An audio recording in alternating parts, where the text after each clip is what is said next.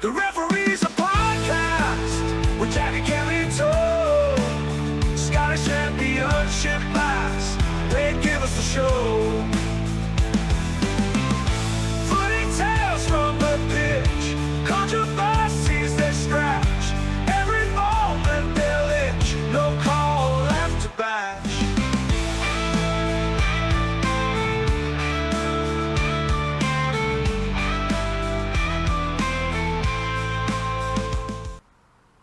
Here we go again. We're back once more. The Referee's a Podcast, Season 2, Episode 7. Welcome back. I am Cameron Smith, as always. Jack Curry alongside me. How are you doing this week, Jack? Cam, absolutely pleasant. Pleasure to be with you, as always, on the podcast. How's your week been treating you? Aye, not bad.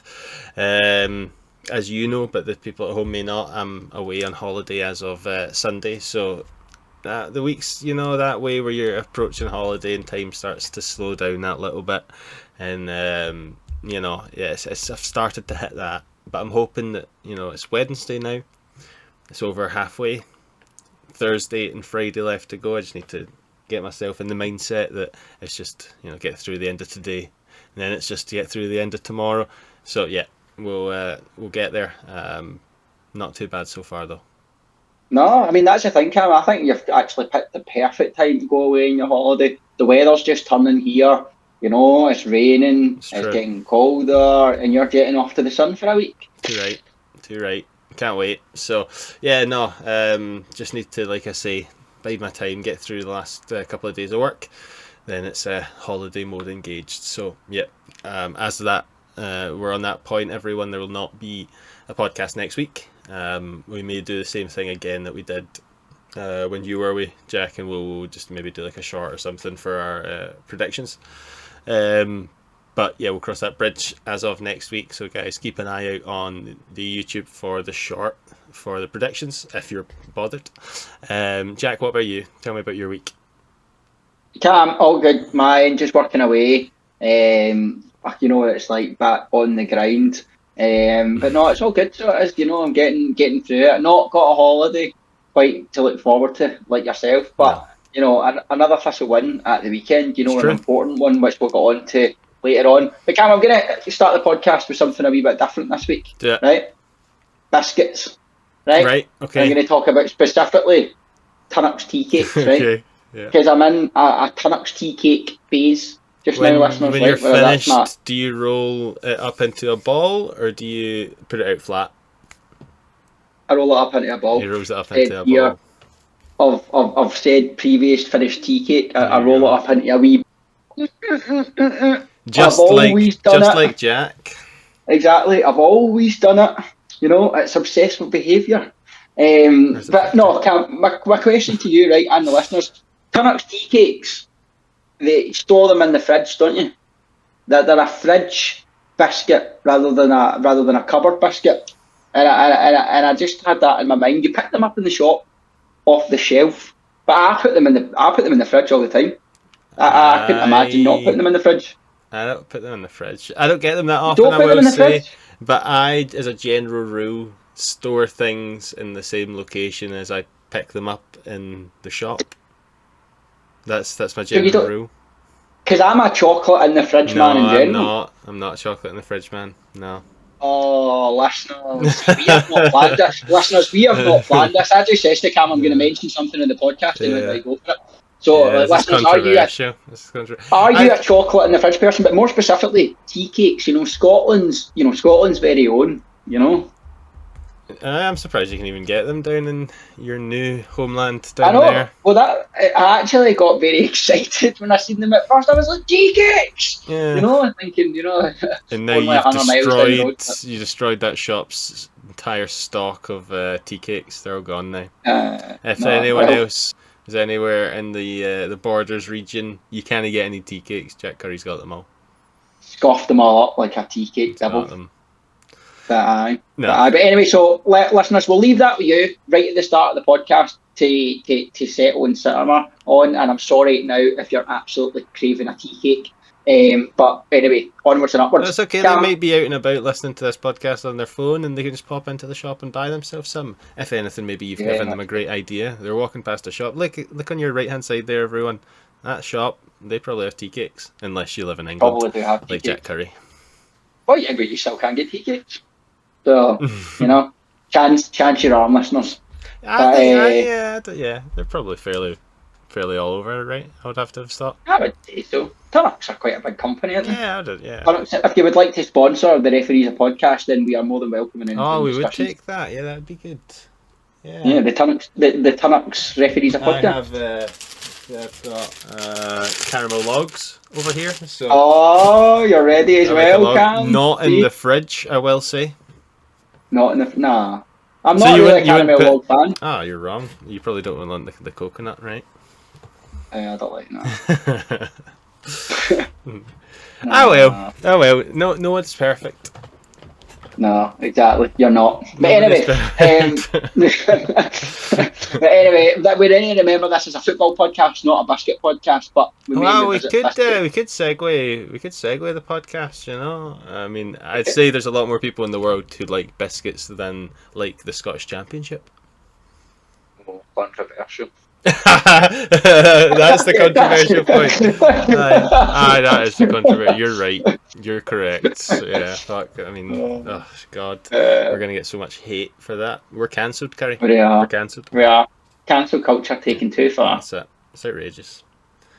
Right, yeah. So football or something like that. Yeah, 11 players kicking a ball. But no, there's one place to start, right? And I think it's the place to start. Danny Lennon in as the new manager of Airdrieonians. They were on the road to what you would say is a tough game for anybody in this league going away to Arbroath. But for a team like Airdrie that are going to find themselves near the bottom of the table, it's certainly a game where they would look to pick up at least a point. They've came away with nothing, Cam. On Danny Lennon's first game, 1-0 Arbroath. Nikolai Todorov getting on the score sheet. Yep. And I think we spoke about him a couple of weeks ago when he scored and how he hadn't scored for, the whole of last season. Yeah, And now I think he scored in back-to-back Arbroath home games or something along the lines of that. What do you make of the win for Arbroath and what do you make for the start of Danny Lennon? Yeah, I mean, Arbroath are doing the business, aren't they? You know, they've come up quite rightly, predicted to maybe struggle, being newly promoted, being part time. They don't have the Campbells at the helm anymore, but they've turned it around. They've dropped down a league. They've rebuilt their squad, rebuilt the management structure, and they've come back and even stronger than they were than when they dropped out the league. Obviously Arbroath are no strangers to being up the top end of the championship. They have done it, but they seem to struggle in sort of more recent years. So to see them come back up and do the business so far, 7 points in the league, sitting pretty in third place. They have more points now than Airdrie did for the entire first half of last year, basically, do they not? Yeah, I mean, it's mental actually. You do bring up that point with how much Airdrie struggled last season, all the way up until January, as you said. So Arbroath's start as a team that's come up to the league is, extremely impressive when you think the fact that point against Ayr, 3 points against yourselves in Airdrie, and only that defeat against St Johnstone, which is they won't be the only team to lose to St Johnstone this season. So no. It's an interesting one, Cam, because I don't think it's the start anybody really predicted for Arbroath. No. Coming up and finding themselves in a nice position there, third in the league after 4 games played. 3 points off top, but they won't be thinking about anything like that. The aim for them surely will just be that 8th place. If they can get there come the end of the season. But if they keep it up, keep these performances up, they're going to give themselves one good chance. Yeah, no, definitely. You can only give yourself the best chance possible by continually putting as many 3 points on the board as you can. Theoretically, you could go through a season and draw every single game, and you'd still be safe, sort of thing. But you want your team to go out and get the 3 points. So fair play to Arbroath. They're doing the business that they need to on the park to secure the points that they need to. In an ideal world for them and the rest of us, because I think we all like a trip to Arbroath. the ability to keep themselves in the league. So fair play, they've done super well so far, way better than we. And I think a lot of other people, probably not all, I'm sure they are both fans, maybe seeing them last year, probably thought, you know what, these lads can do something if we can make the right signings, and it seems they have done so far. So we'll see how the season pans out for them. But yeah, not a good first game in charge for the new Airdrie manager. 1-0. Now, obviously, I didn't see the game. I wasn't there. I don't really know too much about what happened. But you were saying the Airdrie fans aren't thrilled, and looking at the stats, I can see why. Not very much of the ball. Not very much in the opponent's half. Not a great look. It was one of those ones, Cam, where I just kind of sort of went on Twitter after the game, just to kind of sort of see, in the sort of comment section when they put up, 1-0 defeat sort of full time kind of thing, just to see what the reaction would be, with the new manager coming in. As I said, being a game where you would feel as though Airdrie fans would think, oh, we can beat Arbroath. And as you said, the stats don't really lie for them there, 3 shots in total in the whole game, and a lot of what I was reading from the Airdrie fans was exactly, Cam, what we spoke about last week on the podcast. How much of a contrast in style is it going to be from Rhys McCabe's lovely playing it about, possession-based football, to a Danny Lennon, who's been out the dugout for a while and was never known for playing football, anything like that. And I think the message from Airdrie fans is pretty clear, is that it was essentially lump the ball up forward as quickly as you could, and it from what they were saying, it was absolutely dire to watch. And they were basically just saying that if that's the standard, if that's what they can expect moving forward, then they've got absolutely no chance. So we did raise our eyebrows at the time with the Danny Leonard appointment. I think you do still got to give everybody a fair chance. Of course. But I feel as though he's starting well on the back foot, Airdrie. Oh, definitely. I think looking at it on the face of things, coming in first game in charge against newly promoted Arbroath. Yes, it's away from home, but I don't think you could really hope for much of a better first game in charge if you're really wanting to come in and get a good result right off the bat and show that you can make it work. But on the flip side of it, if you don't get that victory or at least a good result, then you've already lost a certain chunk of the fan base, So I think it's obviously not worked out his way. Not only not winning the match, but looking so poor. I think the only thing that you can maybe take away from it is the fact that they didn't lose by more than just 1-0. I don't know if that meant that they had a good defensive display or just Arbroath struggled to really make some good chances. So who knows? But yeah, the Airdrie fans, obviously, from the sound of it so far, not too pleased with the man that has been entrusted at the head of the club. Exactly, and we spoke about it. Danny Lennon, can't be in any way blamed for the timing of Rhys McCabe leaving the club. We already spoke about that. Yeah. That was pretty bizarre in itself, and I'm sure we will reference it and go back to it and bring it up throughout the season as a marker of maybe why Airdrie won the season. But the thing for me, Cam, as well, look at Airdrie, is they should have went down last season. If it wasn't for the points deduction, they would have finished bottom. They made it through the playoffs and they stayed up, and fair play to them. This is essentially a free season in the Championship for Airdrie. In terms of they shouldn't be here. So it's one of those whether how much have they really learned from last season, and how much have they still got the same issues from last season is more the question to me, because as I says, they really should be playing League One football this season if it wasn't for what happened to Hamilton Accies off the field. So it's certainly an interesting one for Airdrie to find out what level are they really at, because as you kind of touched upon there, an away game to Arbroath with the new manager bounce, and they've came away with nothing to give their fans anything to shout about. It's not a good look, is it? No, it certainly isn't. I mean, I wouldn't be pleased travelling down to Airdrie for that. At the very least, if you've seen your team put in a shift, then at least you can say, well, we didn't win, but at least you saw that person trying and that person had a good game. that sort of thing. But no, I mean, you'd be going away from that game going, why did I even bother? You know, fuck this new manager. Yeah, no, totally, totally. I totally get it. It'd be a disappointing one. So career drain for Danny Lennon. They've got a lot of work to do, right from the offset. And for Arbroath, just going back to them for a second, they just need to keep doing what they're doing, don't they? You know, it's Yeah. they've been doing really well. You know, they've been keeping it pretty tight at the back.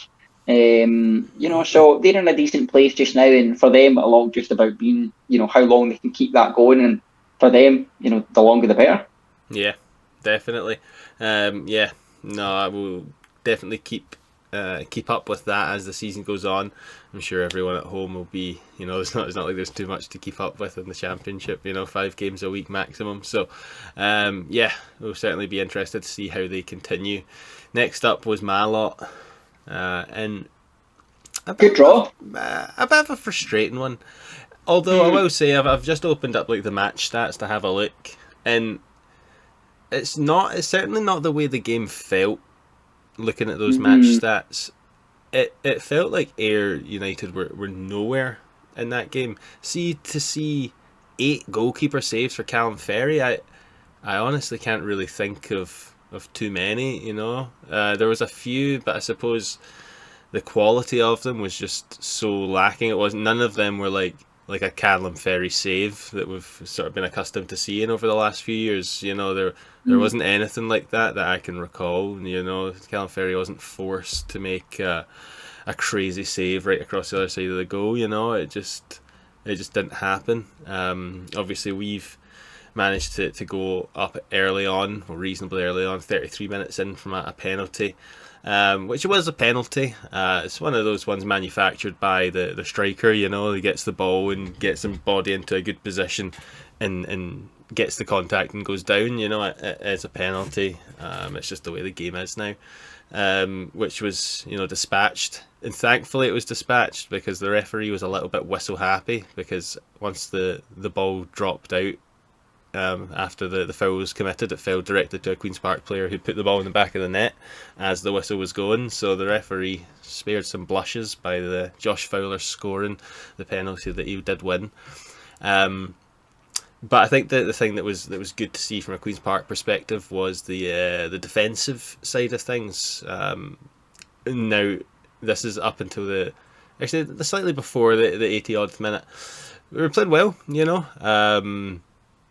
You know, looking quite strong. I think it did come out after the game that both Charlie Fox and Ewan Murray had a sickness of some kind. So Charlie Fox came off fairly early into the second half, for Matty Shields to move to centre back, and Henry Fieldson to play on in the left back role. But like I say, we were much stronger. The bit that I didn't like, and where it was my opinion was our downfall, was, let's see the exact time that it happened. And so this is something that happens with Queen's Park in general, and it doesn't seem to matter what manager we have, because I've seen it through a few of them now. We're winning 1-0 in a game where maybe, you know, that's a good result, and we're so desperate to hold on to that 1-0 lead and just see it out to 3 points at the end, that in the 78th minute we taken off Tyrese McDonald. Yes, he was tiring and I think should have come off, but we've replaced him with a centre back, Darrow Carrick. Now, I like Darrow Carrick, but what that did was that set us to a 5 at the back, and a fairly solid 5 at the back. Carlo Pignacello played wonderfully out in the right, honestly, you know, so strong. So many times the ball would come near him and he would just back himself into the player attack and gain possession of the ball, spin, and off he goes. He was doing it brilliantly, but that last just over, you know, including the added time, 15 minutes, just everyone sitting behind the ball, inviting pressure, and that's presumably where the majority of those shots and goalkeeper saves and all that stuff happened in this last 15 minutes, because we decided that instead of, you know, at least trying to keep Ayr on their toes and play to them a little bit, you know, instead of bringing on Darrow Carrick for an attacker, bring on Team Scott and let him inject that pace and that direct running and the creativity that he brings. You know, he's happy to get the ball wide and take on his man and do him in and run down the wing, So I thought we could have potentially at least kept ourselves in the game and maybe not score another goal, or maybe not necessarily push to score another goal, but have the ball in Ayers' half. I don't think we played in Ayers' half for the last 15 minutes of the game, and that is obviously what in the end led to us conceding a fairly cruel own goal. Ball definitely from the replay looked to be going a solid 2 to 3 foot wide, and Matty Shields just sticks his leg towards it, and I can't fathom why, unless he thought he was standing in front of the goal. But it was that was the mistake. Obviously, that's what I was saying. Up until that point, we looked solid. Up until we invited all the pressure onto us, and that's what I say. That's what's happened through this manager now. Happened with every manager previous, and since we've sort of been in this sort of championship position, I think as a team who's newly in the championship still, and been struggling overall, I think we still think of ourselves as, okay, now we're winning, so we just now need to protect that win. Where I think we need to be thinking we need to get another one so that we make sure that we win this, rather than sitting everyone behind it. But that's my gripe. It's all about mentality. That's the thing, when you make a defensive change like that. And I think the key words that you mentioned is inviting pressure. Yeah. Because I think when you are not dominating, but if you're in control of a game, and you're winning fairly comfortably, and you then change formation, and the opposition see, that winger that's been terrorising me's gone off, on comes a defender. Well, at that point, what that literally says to you is now it's our time to go forward. Exactly. And that just gives them a lift. So I am with you on that. I hate seeing negative formation changes in a game that are unforced. Yeah. Obviously, if it's a forced change, and somebody's injured, you maybe don't have a winger on the bench, and you need to shuffle the pack and blah blah blah. Right, I get that. But if, as you said, in your situation there, when the manager doesn't need to do it, I'm sure that's something he'll want to learn from quickly. Oh, well, I certainly hope so. Because that's and almost it's about trusting himself. Trusting the team that's out there to see it out. And having a bit more belief in the system, and as you said, a bit more belief in the team that that at this point Queen's Park should be an established championship side. In terms of mentality and everything else that comes with it. But as you said, at least for the start of this season and last, it still sort of feels as though you are,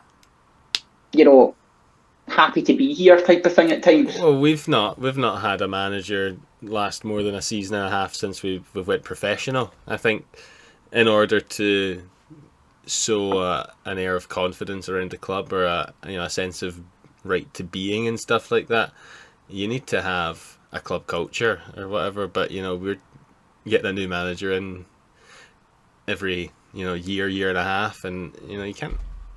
It's like a constant.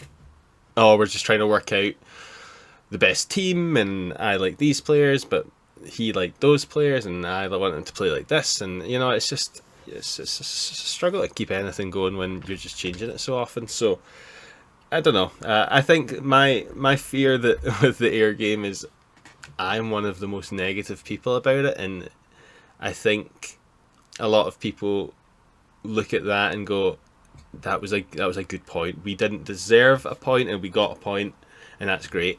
Whereas I'm looking at it like we gave away 2 points, and I still think it's a good point. I still think if it was before the game, a point away to Ayr, even at Thistle, I would go a point away to Ayr. You always want the win, of course, but you're not going to go, it's a bad point. I know, but I'm just hoping they don't take the wrong things away from it. I hope they don't take away from it. We made these defensive changes, and it allowed us to, hold on to a point, rather than we made those defensive changes and it cost us the 2 points. So that's definitely how they'll be thinking. That latterly is how they'll be thinking. But one thing I want to talk about, because I think everything that you said there, Cam, right, is so interesting, right, and it's so true from Queen's Park perspective, right. But what I couldn't help think the full time there is pretty much everything you're saying was true about an Ayr United perspective and their context, but only worse. When you were talking about not knowing the right formation, chopping and changing things, and it's the same with Ayr every. I'm almost like a broken record going on about Scott Brown, right? But he's actually just angering me as somebody that likes football because, like, I don't know how he expects to get success. I mean, I can see this week they decided to play five at the back. Yeah. You know, I don't know where that's came from, that he thinks that playing five at the back at home a Queen's Park is the right thing to do. Yeah. But They were poor. They were poor. You know, like I say, those stats I mean, don't do it justice. They didn't. I didn't feel at any point that they were likely to score. That's why it's so much more frustrating. You know. Exactly, and we go back to when I looked online at the criticism of Danny Lennon from the Airdrie fans. The other place I went straight to was the comment section for Ayr United, right, to see what the reaction from theirs like, because I think I said this to you last week, Cam, in the podcast. Scott Brown's time for me surely has to be up very certainly soon. Getting there, isn't it?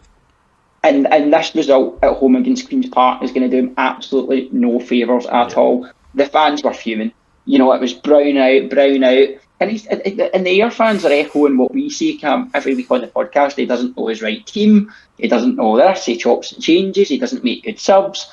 So it's very strange. And then the other criticism that I've seen from Ayr United fans, one thing I would say I was surprised at, but I suppose the stats don't lie, is the criticism of Curtis Main and George Oakley. Right, okay. You know, basically just saying that neither of them looked like scoring a goal. Yeah, so, well, he certainly didn't against us.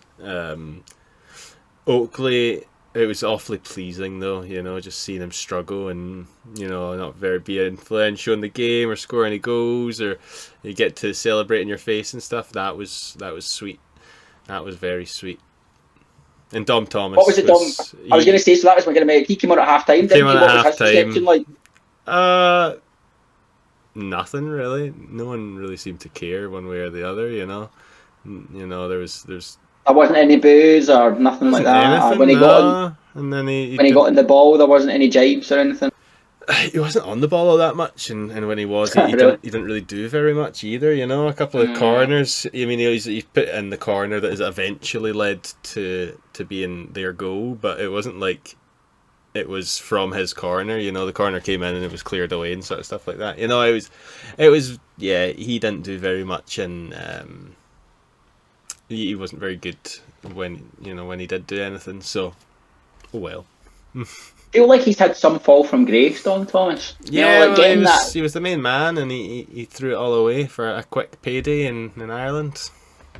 You know, and you feel as though it's a decent payday as well for him to come back to here. He would have options, you know, as to where to go, and it's just not working out for him. And he's such a tried and tested player at this level. You know, it was one where we were all like, oh, you know, look at Dom Thomas in as well now. Yeah. You know, look at the options they've got, but Ayr United, it's so difficult to put your finger on what's wrong with them, and that's how more and more I'm coming back to. Well, it's obvious what's wrong with them. It's the manager. Yeah, it's the manager. Yeah, we're all starting to come to that realization that, you know, you can imagine that at some point over the last couple of years that if Ayr United could have managed to put out what they considered to be their strongest team in their strongest formation and consecutively done that they'd be in a better position than, we've had one poor result, so now I'm going to change the formation entirely and I'm going to drop 6 players because I thought they played slightly subpar in that game. You know,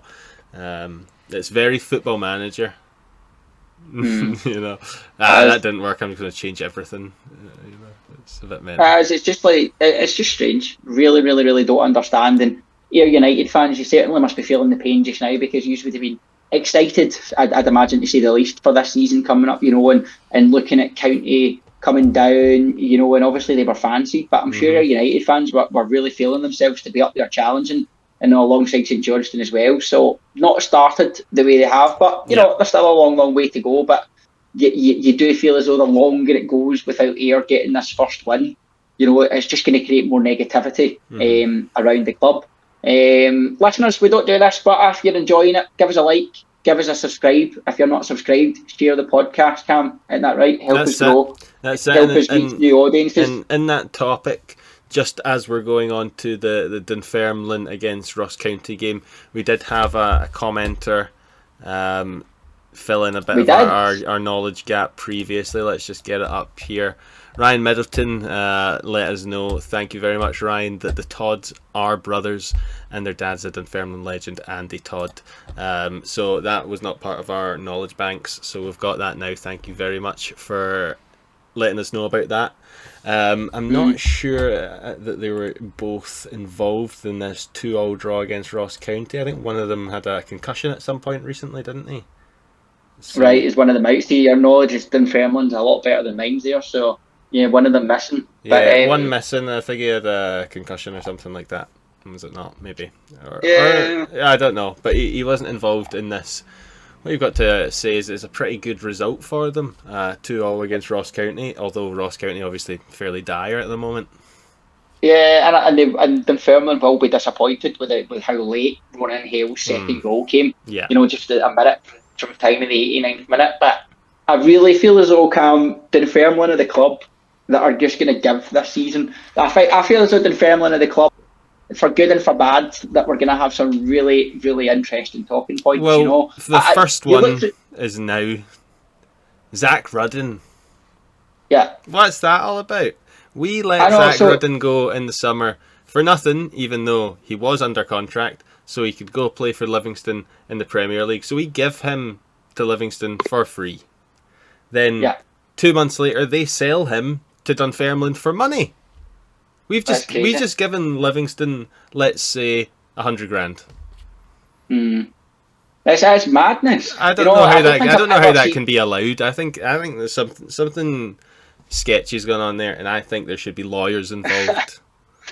Well, it's just I think we're entitled. No, it doesn't happen. It's illegal. It's against the rules of the game, and the lawyers they're coming. I don't know whether they're going to Zach Rudden or whether they're going to Livingston, or maybe both, or Dunfermline. I don't know. No, probably not Dunfermline, because Dunfermline all they've done is pay for a player. That's fair enough. And now they're stuck with Zach Rudden. Yes, he scored, but they're going to hate him. But I think we should be entitled to half that money. It's an I never even thought about that, Cam. You know, the fact that there could have been money paid from Dunfermline to Livingston to get Rudden off their hands. Have definitely paid. It's an undisclosed fee. It's reported as such. They made money off of it. It's just bizarre. Like, I've never seen, like, it was hilarious when I seen it at the time. You think, God, you know, what has he done at Livingston? How bad must he have been in training? You know, or whether it was just a case where, I don't know, Martindale is now saying, sorry, you're not going to get the game time you thought. But it's just bizarre. Yeah. You know, and if it's going to be for Dunfermline Athletic gain, and he is going to kick on and have a good season, then it's just going to, you know, make Dunfermline a whole different proposition, isn't it? Well, I think it depends on... So looking at the formation that's displayed on the BBC, it depends how forward those two players behind him are playing. Because Zach Rudden, what we worked out over the course of the last season is Zach Rudden doesn't like to play as a lone striker. You know, he wants to do a lot of the running. He wants to hold up the ball. He's not silky. He's not slow. He's a worker, but he's not fast. You know, he'll hold up the ball. He'll do a lot of running, but he's always out of position. He needs someone who's going to be standing in the box, ready, because he's not going to be there. You know, he's going to ran out to the side, or he runs out to the wing. You know, does a lot of work running really fast all down there, and crosses the ball in, and there's nobody there because he's the one that's supposed to be there. You know, like. Well, that was the thing. But the best I've ever seen Rudden play was when it's striking partnership with Brian Graham. Yeah. For the exact reasons that you said. Rudden done all the Rudden. He was in Rudden all the running, and found himself in the channels. And the amount of times, you know, he worked well. You know, didn't score anywhere near the amount of goals as Graham, but was a great strike partnership with him. So, as you said, Josh Cooper, known as a striker from when he came through at Thistle during his time, and he went down south. I think was it Rangers he went to, and then down south to Oxford, and it's just obviously not worked out, and he's back at Dunfermline. And the boy Caiceres is a really interesting one, because I remember when he came in, I'm sure it's from Sheffield United, but Sheffield United, Dunfermline have got a thing this season, I'm sure, because I think Sheffield United only just signed him in the summer as well, and then now Dunfermline Athletic have signed him, so maybe they've got a thing about trying to sign other players that are only been signed by previous clubs. But there's some fancy Solid. names in this Dunfermline team. We've Yeah. got a Caiceres, we've got an Alpha Madi, Yeah. and Cam, they have made an outstanding signing from the Ghanaian Premier League, Oh, which you were I talking spoke to about this about the other lad, day, aye. this Nuruddin Abdullahi. And I think at the time I referenced the social media video that Dunfermline Oh, you Athletic did, released to sign aye. him. Yeah. And I don't know if you've watched it, listeners. If you haven't seen it, go onto Dunfermline Athletics Twitter, scroll back a couple of days, you'll find it. Yeah. It's absolutely glorious, Cam. I don't know if you watched it after I Yeah. spoke to you about it, but it still puts a smile on my face. Yeah, it's a good It's one. it's the big build up of the look, we're in the hustle and bustle of African city, and then it's like cuts to like this really low res, Yeah. poor quality footage of like bad pitches and him just like I don't know, defending, running with the ball. Like it's just brilliant. It's hilarious. So yeah, Dunfermline are the club that are going to give this season for all the good reasons, all the bad reasons. Definitely, they've certainly went out of the box with their signings. This is even what we saw, January last year when they went wild with all these double-barreled last name players from down south. So Yeah. we'll certainly see some players at Dunfermline that we weren't expecting. Some for better, some for worse. I'd have to have said. Like I say, unfortunately, they'll have to watch Zach Rudden week in, week out. It's going to be a frustrating time, Dunfermline fans. He will score some goals, and I think he scored 15 goals for us last season, which you can't. Not in the league, that's all competitions. So you can't snub your nose up at 15 goals, but it's going to Pretty be good, to it's be going to be fair. the most frustrating goals you've ever seen. Yeah, falling over the ball and It's stuff. that And way where he probably should have scored about like 30 goals last year. It was very. I don't know how many of our listeners will be too up with it, but he was very Darwin Núñez in that respect, where if he had too much time to think about it, he was just going to miss. But if he just picked up the ball, turned and whacked it, he had a much more higher chance of scoring a goal. So he'd score like all the good ones, and he would miss all the fucking tap-ins and stuff, But no, he will What get you goals, so I can't really say too much on that side of things, but it was certainly frustrating. And what he does do is present really, really interesting striking options for Dunfermline as well now. As I said, Cooper, Rudden, Chris Kane, Connor Young. I mean, there's goals there if they can find the right system. But one thing, Gav, you've actually, I just had a wee look there where you mentioned the double barrel.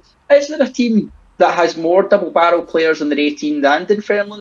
Because there's a Jeremiah Chillicoe Mullen, there's a Tashan Oakley Booth, and a Kane Richie Hosler.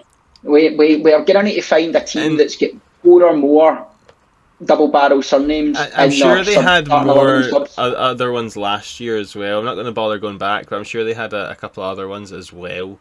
But yeah, no, they have loads of them. It's mental. The double barrel 11. But yes, but I feel as though we've actually spent quite a lot of time talking about Dunfermline there, which I'm sure Dunfermline fans will appreciate. That county camp, Pish. 2 each draw on the day. Yeah, again, not a win for them. However, there's a new manager at the helm, and they have got Tony Docherty, the former Dundee manager, now in to lead their charge. It's a good to what they appointment. will still hope. Yeah, you're right. It's a good appointment. I was going to ask you what do you think, but that's good appointment. No, it's a class appointment. I don't think they could have done any better, all things considered, in the sort of time frame that they've got, and he's obviously sitting around available, ready to go, and I think it's a good appointment for them. He done some good stuff at Dundee, and then he was quite unceremoniously dropped, wasn't he? I thought it was harsh. I mean, I know last season Dundee, I think they finished 10th. Yeah. I know on paper it looked like they didn't have a good season, but the football they played was absolutely outstanding. Yeah. And they got draws against Celtic and Rangers last season. I'm sure they had 3-3s, and Dundee were a great watch. Maybe not if you were a Dundee fan at times, because you were seeing 3, 4, 5 goals conceded. But you always felt as though a Dundee game last was going to have excitement. Simon Murray, good he's a focal point, and he's an exciting player. He's worth the entry price alone. you know. And you look at Dundee now. I mean, Christ, with Presley coming in, and I don't I know if you've know seen any of the Dundee derby I on didn't Sunday, watch Cam. it, but Oh my God, I put it on after the Old Firm, and just, I mean, they are dire. I yeah, mean, like, they are absolutely honking. So I'm sure any Dundee fan would snap your hand off to have Tony Dock at the helm oh aye, still over Stephen Presley. So as you say, it's a great appointment for County. They've still, I mean, I made a tongue in cheek comment last week about whether the gap's too big for Citizen. They can still easily come back and win this league, but he's starting from the very bottom, Cam, yeah, joint bottom of the league, -3 goal difference, 2 points. He is fighting a uphill fight. yes. You know, he has to get wins on the board quickly. He does, but the one thing that I think we can say, and we have said already, is there's a good team there. They have invested in the squad. That's not started well, and it's not been managed well so far. But if he can, if he's coming in here to show that he's got what it takes, so provided he does have what it takes, then yes, he's going to want that turned around quickly. I'm sure he'll be doing everything that he can conceivably to make sure that the next time that team walks out on the pitch, they are prepared and they're ready to win. As again, it's like we talk about all the time, it's the mentality. If he can come in and instill in them the fact that they are a winning team and they have the ability to win this championship, then, they'll, fingers crossed for them, be playing better. But we'll just have to wait and see. We might be talking utter shit and this might be a horrible appointment and he'll go just the same way, but no, I think on the face of it, he's got to do a lot more, and I think he probably will. Yeah, I 100% agree. Every single word that you've said there, Cameron. I think that's all we can really say about County just now. That's it. Watch and see what's going to happen. But Cam, I highlighted that I was really proud of myself, gave myself a wee pat in the back. I said last week, there was 2 games of the week, couldn't quite decide between whether it was at Dunfermline, which played a 2-2 draw, Yeah. and then there was a 5-goal thriller at Firhill. So I was right in the money with that last week. But Massive Thistle coming out triumphantly against Wraith Rovers, cementing Wraith Rovers' first defeat in a long, long time, which we spoke about on the podcast last week. And it was a really topsy-turvy, up-and-down game, as you can see there, Cam. Tony Watt and Aidan Fitzpatrick putting Thistle into a really early 2-goal lead. But, still not even first half played. Wraith Rovers, bounced back, Easton and Matthews. And then obviously Chalmers getting the winner. But the one player I want to talk about here is Aidan Fitzpatrick, because, I spoke about him last week on the podcast, and 3 successive one-on-one misses in 3 weeks. He looked absolutely bereft of confidence, although he did have a good game away to County, and I did highlight that, but he's been really poor in front of goal, and his contributions in an attacking sense in particular have been shocking for a while. He was just a different player. I mean, like, genuinely, he was absolutely unplayable on Saturday, setting up both goals, scored the other. Almost like having a new player there, Cam. So you feel as though, from a Thistle perspective, somehow Mark Wilson's found the best Aidan Fitzpatrick there is in him. Then that's going to give us a huge chance to have a really, really good campaign. No, definitely. He certainly has the ability in him to be a match changer, whether that be for the better or worse. I've certainly seen him miss a few that he should have scored, but I've also conversely seen him put away a few good goals. So there's definitely a player in there, and like you say, it's just about whether the manager can do his bit to get the most out of him. I'm sure from your perspective you'll be hoping so. From my perspective, I hope not, because there is a player in there, and as has shown in this instance when he's playing well, Partick Thistle play well, and obviously in this instance you've managed to get the 3 points. Scraped it in the end, 3-2 against a Wraith Rovers who have a really good team. I don't know if you'd ever heard that before, but you've obviously managed to do the business and get the that second half goal through Logan Chalmers, just to put it beyond doubt and take those 3 points back. Well, I was going to say back with you. You were the home team, sending Wraith Rovers packing with nothing.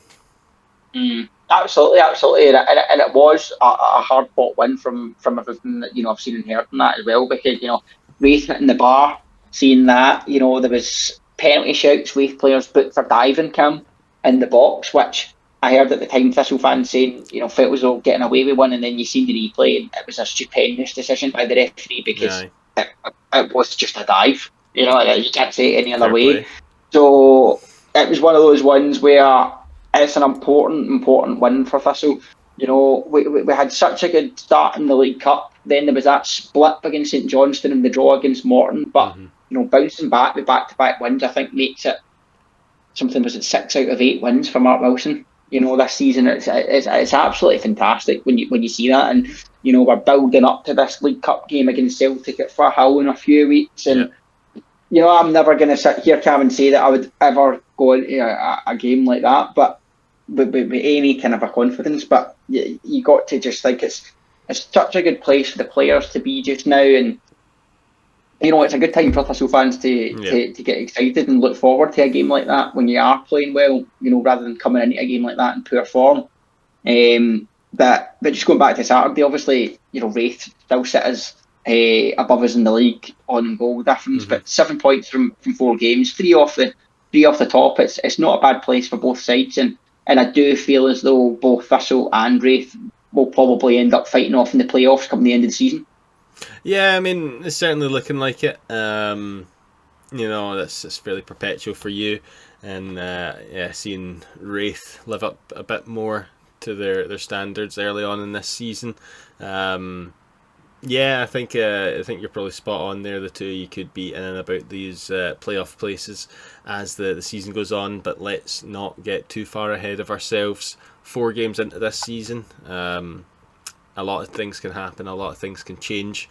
We've got a potentially resurgent Ross County in there, and Ayr United, who may or may not be able to find that gear that they're looking for. A Dunfermline team that's filled with new faces that may or may not eventually bed in together.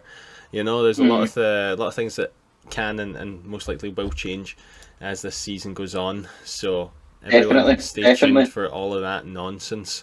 And I was going to say one final point on Thistle before we move on was a bit of deadline day business that Thistle managed to conduct, and that was a loan signing of Oisin Smith on loan from St Mirren for the season. But I think St Mirren do have an option to call him in January. But Cam, from the on paper, it looks like a cracking signing. Central midfielder. I think he got 4 or 5 goals in 20 games last season for St Mirren.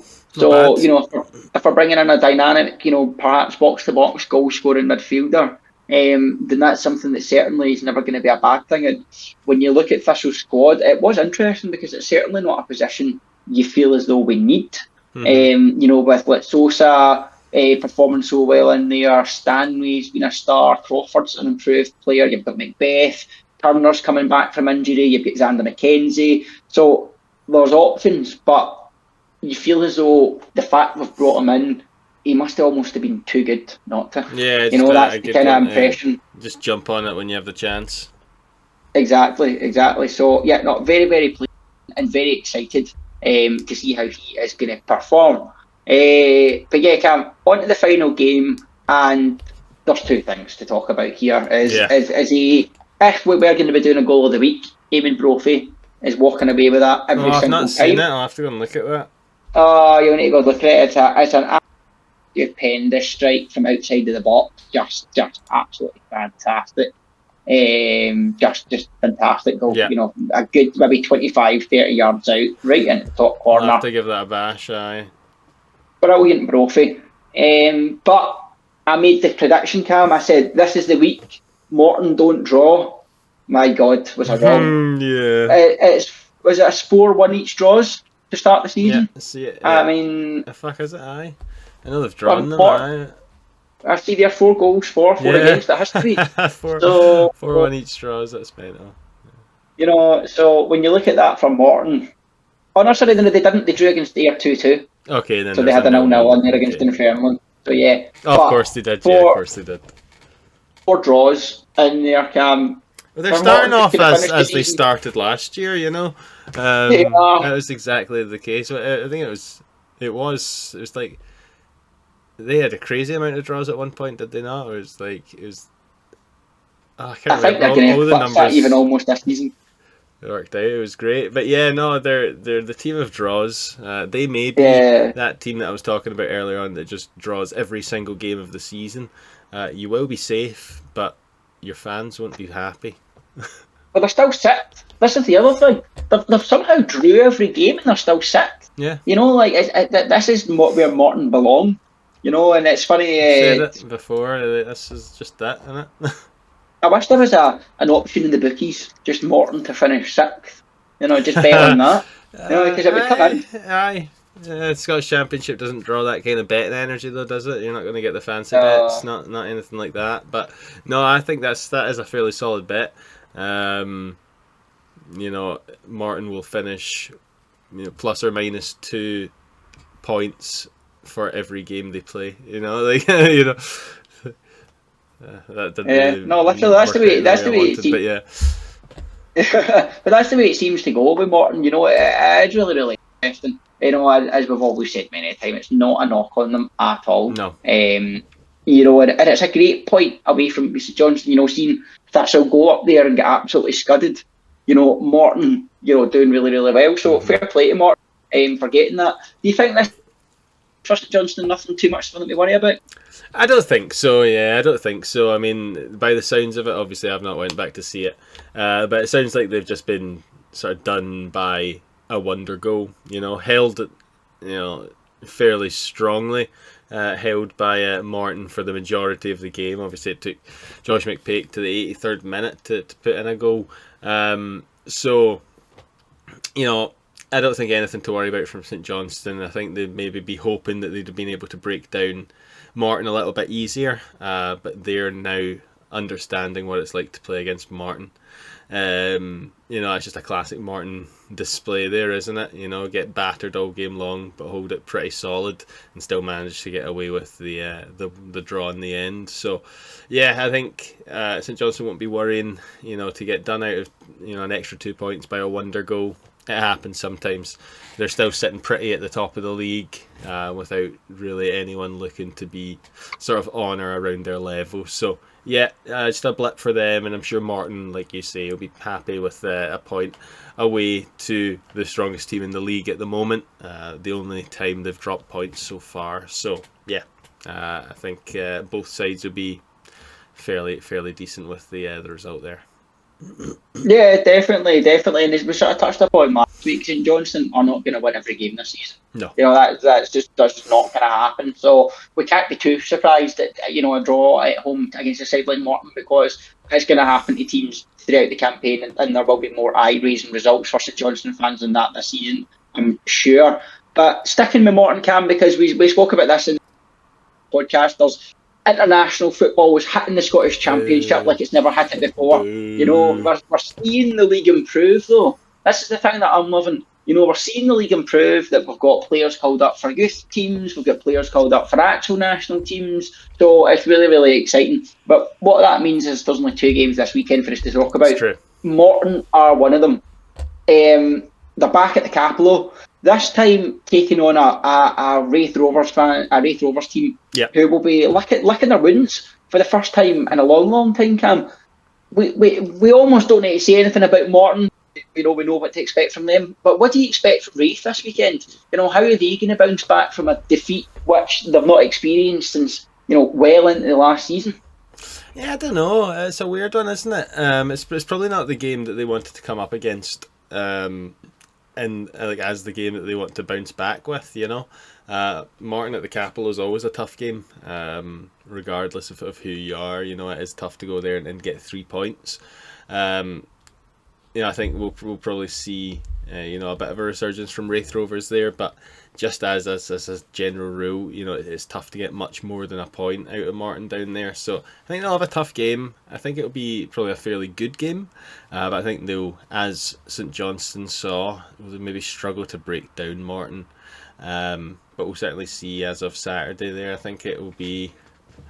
I'm really torn whether it will be a really good game or just horrendously dull. I think the more I think about it, the more I verge on horrendously dull, but we'll see.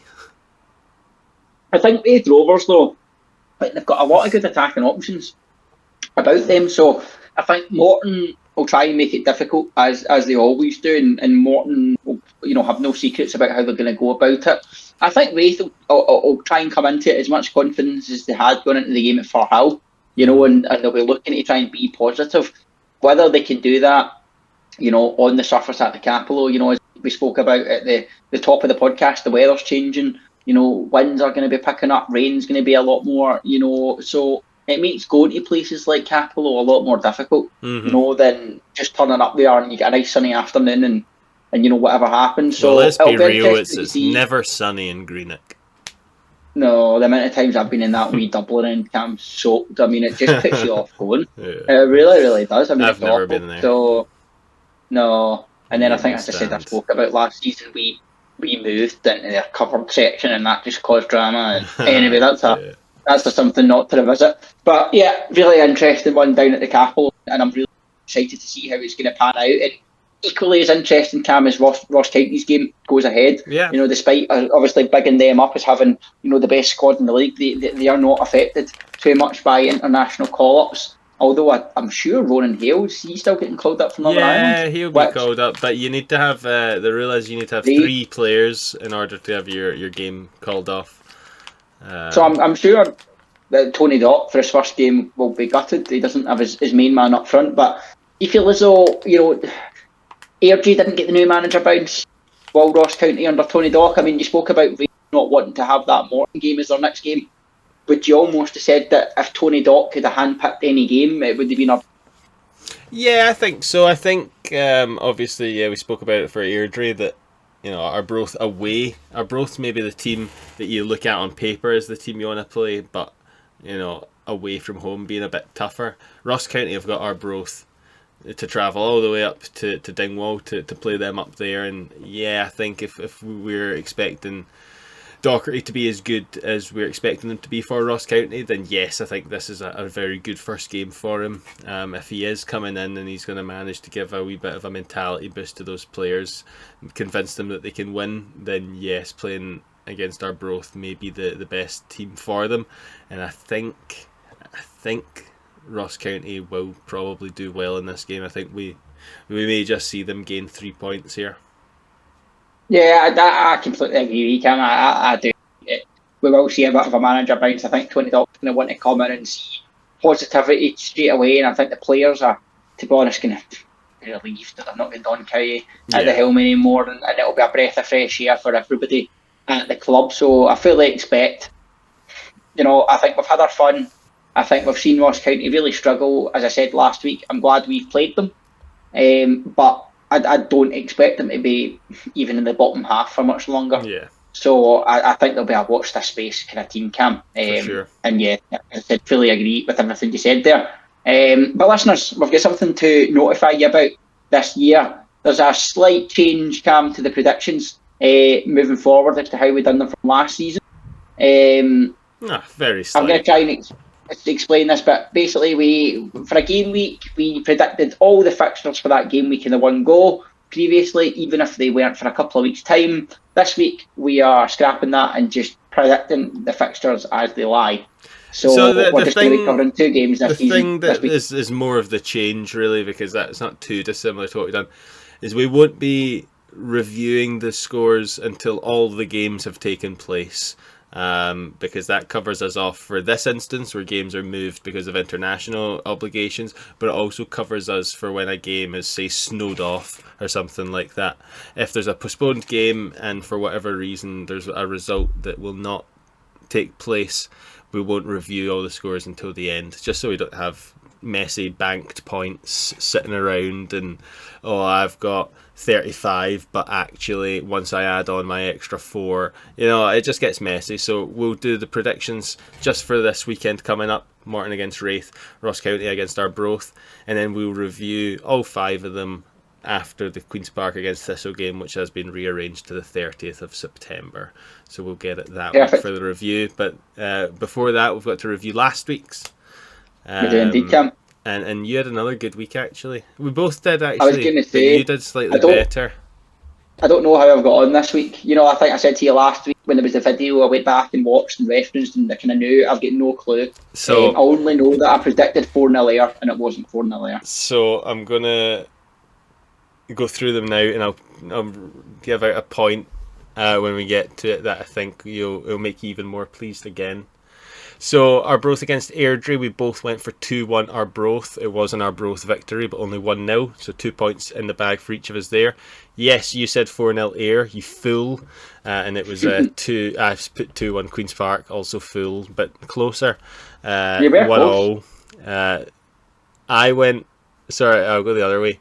You went 2 each, Dunfermline, Ross County. And Yes. I went 1 each because I wanted to go different, because I also wanted to do 2 each. Oh, you fool. You should have stuck with it. So you got the 5 points, I got the 2 points. Now we both correctly predicted Thistle to win. We just got it wrong in the score. You went 1-0, I went 2-1. We were both so close, no cigar. And we were both just obviously wrong. We both predicted a St Johnstone victory against Martin. We did not foresee it being a 1-1 draw there, so no points there. No. Total of me 6, you 9. So the gap started is already opening. this year. That's 6 points. The gap at the moment. That's 3 points the last 2 weeks. I feel as though last season, just from the start, I felt as I was chasing you. You know, you just seemed to have a wee lead, and I was trying to get you back, and never really sort of quite got there. So it feels as though it's kind of roles reversed this season. Yeah. And I'm kind of dizzy, not really knowing what I'm doing with this league just now, Cam. So I better not start panicking and chucking it away. Well, we've got just 2 games to do this week, and obviously we won't know. This would be a nice surprise in a few weeks' time, or roughly 4 weeks' time when we come back to review these games. But it's me to start off this week. We've got Martin against Wraith coming up first, and I'm torn. I really am. I'm really torn. It's the trickier. Hello, everyone. Sorry about that. There is a slight break in the recording there. I accidentally had a hotkey set up which stopped the recording when I started typing in the predictions. So the minute we started discussing what the predictions were going to be, the recording stopped. Luckily I noticed it. But yes, here we go. We're just going to record the little bit of just doing our predictions. So it's all official and above board, and there's no funny business going on. So we've already done the predictions. I've already got them noted down here, so I'll just review them, and that'll be that, and we'll try and stitch it all together in some capacity. So Martin against Wraith Rovers. I went for the old Martin classic 1-1 draw against Wraith Rovers, whereas you backed Wraith Rovers, didn't you, to take the 2-1 victory? So you think they've got that wee bit of magic that they're going to be able to go to the Capello and get the 2-1 victory there. The only other game that we are predicting at the moment is Ross County against Arbroath. I have went for a 4-1 Ross County victory, and you've went for a 3-1 victory. So we're both in the same camp of thinking the new manager coming in is going to give them a nice benefit and a boost, and they're going to get their first 3 points of the season, and we're both thinking it's going to be quite convincing fashion. So stay tuned, everyone. We'll be reviewing these ones once all the games are complete for this week. But as I think we were in the process of doing when I realised the recording has stopped, I think it's time now to finish the podcast. So thank you all very much for listening along again. Whether this is one video or you're watching a second part of video, who knows? We'll see what happens when it gets to upload time. But thank you all very much, and we'll see you again next week. Thank you very much, listeners, and remember, look out for the YouTube short coming next week. Not a full episode, and we will catch you in a couple of weeks for a proper schedule. Enjoy yourselves, guys. See ya.